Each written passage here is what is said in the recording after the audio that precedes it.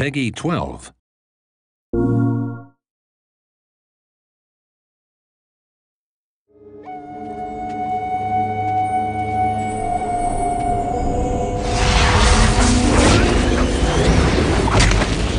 The genesis of the story that we finally ended up with, we were all sitting around and we had been given the mandate to take this move controller and make a magic wand game out of it.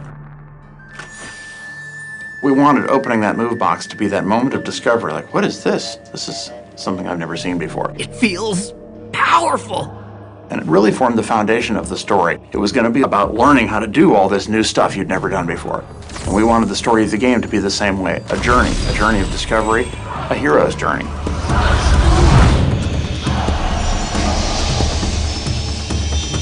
We were after an archetypal story that would be a coming-of-age story and a story where a young apprentice makes a simple mistake, unleashes the terrible forces of the world, and has to grow into become himself a great sorcerer when his master is unable to save him from his folly. Here we are, the entrance to Loch Barrow. Beyond this door is the domain of the restless dead, the forsaken spirits of the final war. The final war? Between the elves and the humans. The world of sorcery, it's a world where the realm of fairy and the human realm are very closely intertwined, and there are portals that let you pass back and forth between the two worlds. There was a war between the humans and the fairies about 100 years before the game takes place. And since then, the realms have pretty much kept to themselves. There are very few people have crossed back and forth between them. But as the game starts, the portals are thrown open again, and all of a sudden you're thrust back into this world where the creatures from the realm of fairy are crossing over. Great sorcerers defended the world from unspeakable evil. And everyone bowed down to them and gave them treasure and stuff. And stuff? Really? Just prepare to be amazed.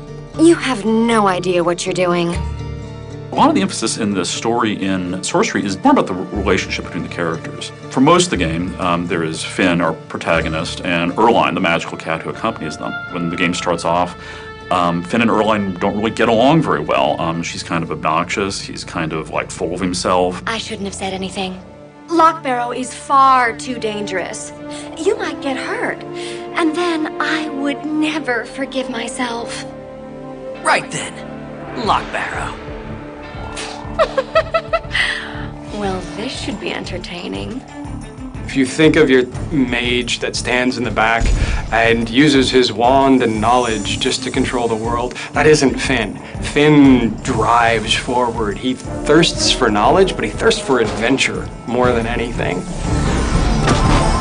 There are a couple of things we do to sort of play with the fantasy archetypes. One thing is to sort of dig deeper into the reality underneath the archetype. We have an evil queen, the Nightmare Queen, and we actually worked really hard to create sort of a psychological depth to her. You can feel a little bit of sympathy for the best of best villains. In the Nightmare Queen, her daughter has been stolen, and that's a believable anger, right? You can look at the Nightmare Queen and go, yeah, I'd be pissed. That believability makes her all that more terrifying because you can understand, and maybe you could see yourself be that villain.